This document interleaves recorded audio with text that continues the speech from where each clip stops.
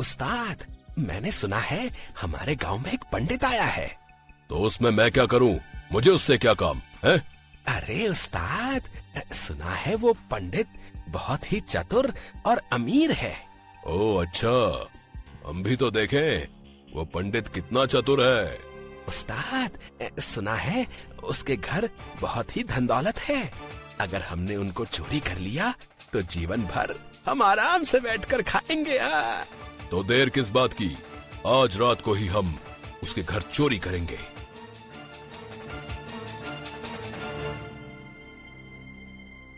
सुन मुन्ना, कोई गड़बड़ नहीं होनी चाहिए। पिछली बार हम बाल बाल बचे थे। ठीक है उस्ताद, इस बार कोई गलती नहीं होगी है। फिर वो दोनों पंडित के कमरे में घुस जाते हैं। कहाँ छुपा कर रखे हैं इसने पैसे? मुन्ना, तू यही पंडित के कमरे में ढूंढ, मैं वहां जाकर देखता हूँ। और अगर कोई गड़बड़ हुई तो मैं तुझे सूली पर लटका दूंगा, समझा? फिर वो दोनों इधर उधर पैसों को ढूंढने लगते हैं कि तभी मुन्ना के हाथ से एक मिट्टी का बर्तन गिर जाता है और पंडित श्रीधर की नींद खुल जाती है। कौन है? कौन हो तुम? और अंदर कैसे आए? सत्यानाश हो इसका, जिसका डर था वही हुआ। बचाओ बचाओ, अरे मुझे इन चोरों से कोई तो बचाओ। ज्यादा शोर मत कर पंडित, नहीं तो इस बंदूक से तेरा भेजा उड़ा दूंगा। कौन हो तुम और तुम मुझे मारना क्यों चाहते हो? सुना है तेरे घर में बहुत ही धन दौलत है। अब चुपचाप वो सारे पैसे मुझे दे दे, नहीं तो अंजाम बहुत बुरा होगा, समझा? लेकिन मैंने तो वो सारे पैसे जंगल में एक पेड़ के नीचे गाड़ दिए हैं। क्या? लेकिन क्यों?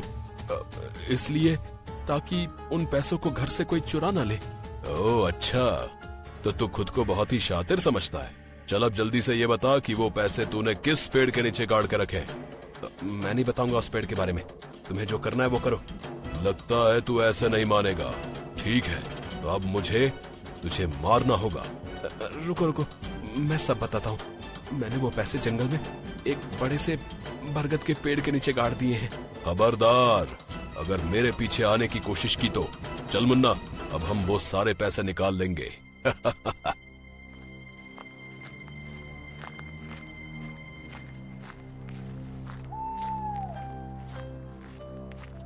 कालीचरण और मुन्ना के जाने के बाद पंडित श्रीधर अपने मन में सोचता है, अब इन मूर्खों को कौन समझाए कि पैसे उस पेड़ के नीचे नहीं बल्कि मेरे घर में ही है।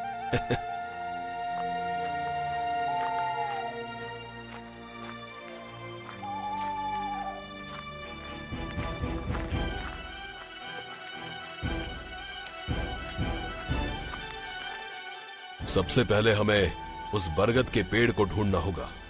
थोड़ी दूर चलने के बाद मुन्ना कालीचरण से कहता है, उस्ताद, वो रहा बरगद का पेड़। तो उस पंडित ने इस पेड़ के नीचे पैसे छुपाए हैं। चल मुन्ना, अब जल्दी से खुदाई करना चालू कर।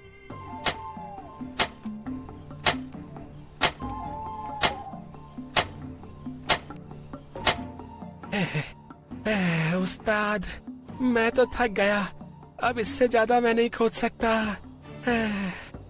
ला, अब कुदाल मुझे दे।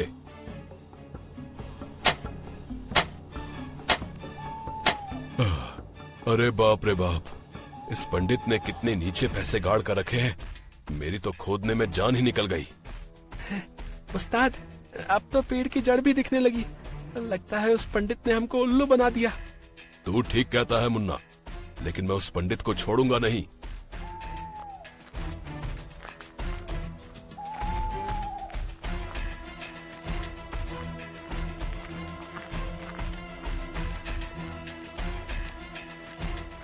फिर वो दोनों पंडित श्रीधर के घर पहुंचते हैं, लेकिन उन्हें वहाँ पर कोई भी नहीं मिलता।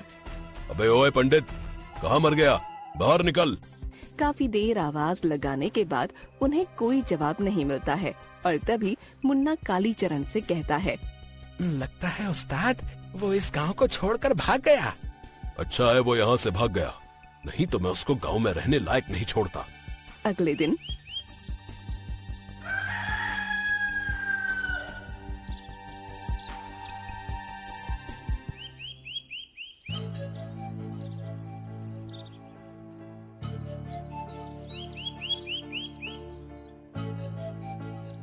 कल उस पंडित ने हमारी बहुत बेइज्जती की। उस्ताद, आपसे एक बात बोलूं? क्यों ना हम भी पंडित बन जाएं? तेरा दिमाग तो ठीक है ना मुन्ना, या सुबह सुबह पी रखी है? कुछ भी बोले जा रहा है। उस्ताद, अगर हम पंडित बन गए तो लोग हमको बहुत सारी दान दक्षिणा देंगे और हमको चोरी करने की जरूरत भी नहीं पड़ेगी। हाँ? बात तो तेरी सही है मुन्ना, लेकिन अगर हम पकड़े गए तो?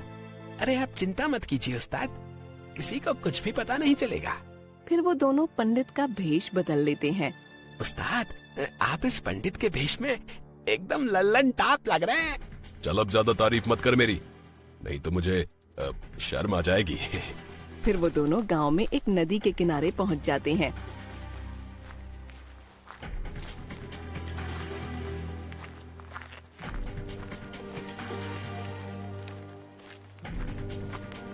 उस्ताद, आज से आपका नाम काली चरण नहीं, काली दास है, और मेरा नाम मुन्ना नहीं, शिव चरण है।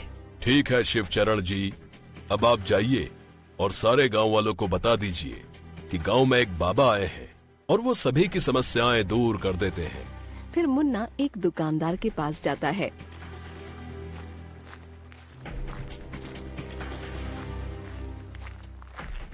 अरे प्रणाम गुरुजी। बच्चा, लगता है तू बहुत परेशान है। क्या कोई परेशानी है तुझे? हाँ गुरुजी, मेरी दुकान भी ठीक से नहीं चल पा रही, मुनाफे की जगह घाटा ही हो रहा है। बच्चा, ये सब तू मुझे नहीं, बाबा को बता, वो तेरी सारी समस्याएं दूर कर देंगे। पास ही एक नदी के किनारे एक बाबा आए हैं, उनको अपनी समस्याएं बता, वो अवश्य तुझे समाधान देंगे। और हाँ, दान दक्षिणा देना मत भूलना। ठीक है गुरुजी, मैं अभी उन बाबा के पास जाता हूँ। ऐसे ही मुन्ना पूरे गांव में ये खबर फैला देता है कि गांव में एक बाबा आए हैं जो सभी समस्याओं को दूर कर देते हैं। प्रणाम बाबा जी, आंखें खोलिए, आपका भक्त आया है। बच्चा, क्या समस्या है तेरी? बाबा जी, मेरी पत्नी मुझसे हमेशा झगड़ा करती रहती है और मेरी दुकान भी ठीक से नहीं चल रही है। मैं बहुत परेशान हूँ बाबा जी, कुछ करिए बाबा जी, कुछ करिए। बच्चा, ये ताबीज तेरे गले में बांध ले, कुछ दिनों में ही तेरी सारी समस्याएं खत्म हो जाएंगी। बाबा जी की जय हो, बाबा जी की जय हो। फिर वो आदमी कुछ दान दक्षिणा देकर वहाँ से चला जाता है।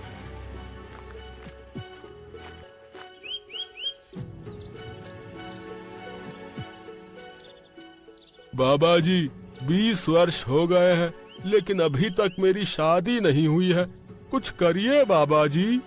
ये पूछ भी किस इंसान से रहा है जिसकी खुद आज तक शादी नहीं हुई है। बच्चा, तेरा हाथ आगे ला, मैं तेरे हाथों की लकीर देखकर बताता हूँ कि तेरे भाग्य में लड़की है कि नहीं। फिर बाबा जी उस व्यक्ति का हाथ देखकर उस व्यक्ति से बोलते हैं, बच्चा, तू बहुत आगे जाएगा और तेरा जल्द ही एक सुंदर कन्या से विवाह होगा। तथास्तु। बाबा जी, आप धन्य हो, आप धन्य हो बाबा जी। फिर वो व्यक्ति बाबा को कुछ पैसे चढ़ाकर वहाँ से चला जाता है। उस्ताद, आज तो हमने बहुत ही अच्छी कमाई की है। हाँ मुन्ना, अब हम ऐसे ही लोगों को लूटते रहेंगे और कुछ दिन बाद सारे गांव वालों को लूटकर हम यहाँ से भाग जाएंगे।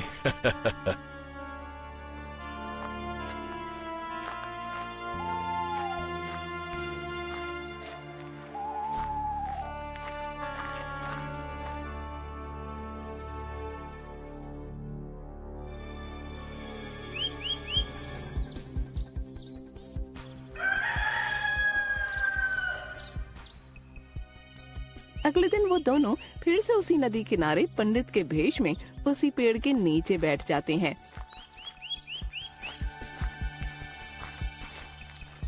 बाबा जी, मैं कल जो आपसे ताबीज लेकर गया था ना, उसने तो चमत्कार ही कर दिया बाबा जी। मेरी दुकान भी अब ठीक से चलने लगी। बाबा जी, आप धन्य हो। मैंने तो इसको एक मामूली ताबीज दिया था, लेकिन ये तो सोने पे सुहागा हो गया। अगर रोज बाबा जी को दान दक्षिणा चढ़ाते रहोगे तो ऐसे ही तुम्हारी सारी समस्याएं दूर हो जाएंगी। क्यों बाबा जी? अब हाँ हाँ, बिल्कुल बिल्कुल ठीक कहा, बिल्कुल ठीक कहा शिव चरण तुमने।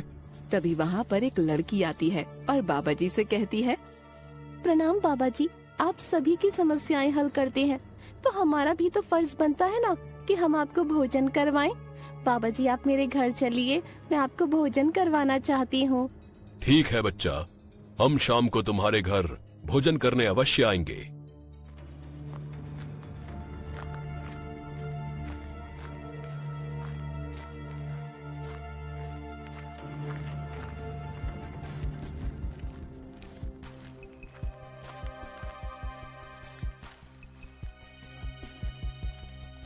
अरे बाबा जी आप आ गए, आइए अंदर आइए। इस लड़की का घर तो बहुत ही बड़ा है, लगता है इसका बाप बहुत ही अमीर होगा।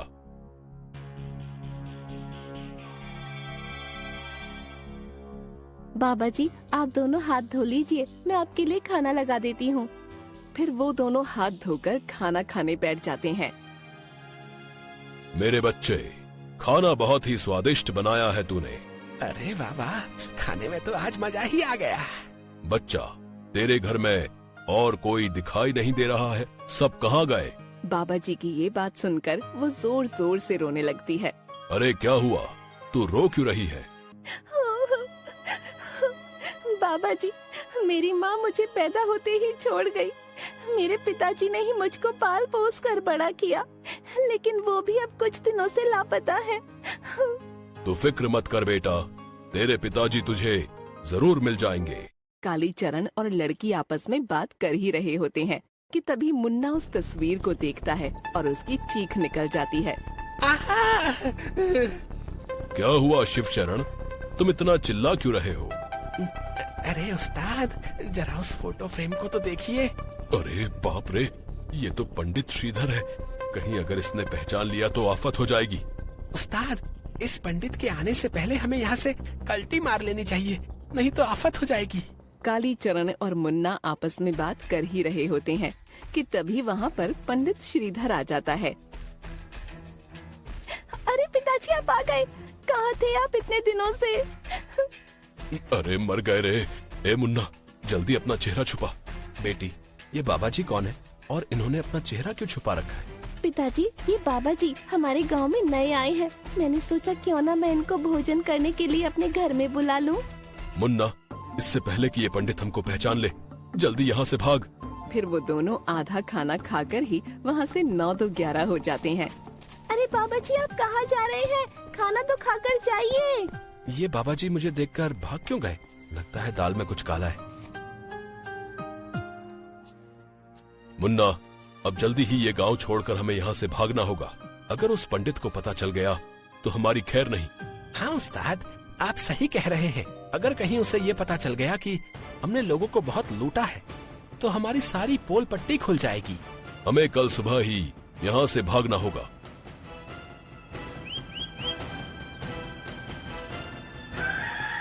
अगले दिन वो दोनों अपना सामान पैक कर ही रहे होते हैं कि तभी वहाँ पर पंडित श्रीधर आ जाता है। अरे पंडित जी, आप कहाँ जा रहे हैं? आपके भक्त आपका इंतजार कर रहे हैं। अरे कहीं नहीं, हम भला हमारे भक्तों को छोड़कर कहाँ जाएंगे? अच्छा, तो ये वही डाकू है जिसने मेरे घर में चोरी करने की कोशिश की थी। आज तो इनको ऐसा सबक सिखाऊंगा कि पंडित तो क्या, डाकू बनने के लायक भी नहीं रहेंगे। अरे क्या हुआ, तुम क्या सोच में पड़ गए? उस्ताद, एक्टिंग तो ऐसे कर रहे हैं जैसे सचमुच के बाबा हो। मान गए उस्ताद को। कुछ नहीं, चलिए, नदी के किनारे आपके भक्त आपका इंतजार कर रहे हैं। पंडित श्रीधर के जाने के बाद कालीचरण मुन्ना से कहता है। मुन्ना, लगता है ये पंडित हमें पहचान नहीं पाया। हाँ उस्ताद, मुझे भी ऐसा ही लगता है। अरे भाई, अब जब ये हमको पहचान ही नहीं सका तो क्यों ना हम कुछ दिन और गांव वालों को लूट लें। बहुत ही उचित बात कही है आपने बाबा जी। लगता है तू भी मेरी तरह एक्टिंग करना सीख गया। बाबा जी, मेरा बेटा बहुत ही नालायक और बदमाश हो गया। काम वाम कुछ करता नहीं है और कहता है कि मुझे कालीचरण डाकू की तरह बनना है। चलो, इस गांव में कोई तो है जिसे मेरे जैसा बनना है। क्या हुआ बाबा जी, आपको इतना पसीना क्यों आ रहा है? अरे कुछ नहीं, बस गर्मी काफी तेज पड़ रही है ना, बस इसीलिए पसीना आ गया। वो दोनों आपस में बात कर ही रहे होते हैं कि तभी वहाँ पर श्रीधर कुछ पुलिस वालों के साथ आ जाता है। अबे ये पुलिस कहाँ से आ गई? इंस्पेक्टर साहब, पकड़ लो इस ढोंगी बाबा को। अबे मुन्ना भाग, नहीं तो पुलिस हमको छोड़ेगी नहीं। अरे भागने की कोशिश ना करना कालीचरण, कानून के हाथ बहुत लंबे हैं। क्या कालीचरण, इंस्पेक्टर साहब, ये आप क्या कह रहे हैं? हाँ गांव वालों, ये कोई बाबा नहीं बल्कि ये हमारे गांव का कालीचरण डाकू है जो पंडित के भेष में घूम रहा है। तो तुझे सब पता चल ही गया पंडित? पता तो मुझे तभी चल गया था जब मैं तुम्हारे घर तुमको बुलाने आया था। पंडित, तूने पुलिस को बुलाकर बहुत बड़ी गलती की है। मैं तुझे छोड़ूंगा नहीं। रे ज्यादा शान पट्टी मत कर कालीचरण, अब तुझे मुझसे कोई नहीं बचा सकता, समझा? रे हवलदार, रे पकड़ लो इन दोनों को। पुलिस उन दोनों को पकड़ रही होती है कि तभी एक गांव वाला कहता है, इस ढोंगी बाबा ने हमको बहुत लूटा है, हम इसको छोड़ेंगे नहीं। गांव वालों, मारो इसको। हाँ हाँ मारो इसको। हाँ हाँ मारो इसको। अबे मुन्ना भाग, नहीं तो गांव वाले हमारा भरता बनाकर खा जाएंगे। मारो इनको, मारो। कालीचरण के ऐसा बोलते ही गांव वाले उन दोनों को बहुत बुरी तरह मारने लगते हैं। अरे छोड़ दो हमें, आई मार लग गई रे। अरे मुन्ना बचा, मुझे बचा। अरे उस्ताद, पहले मैं तो बच जाऊं।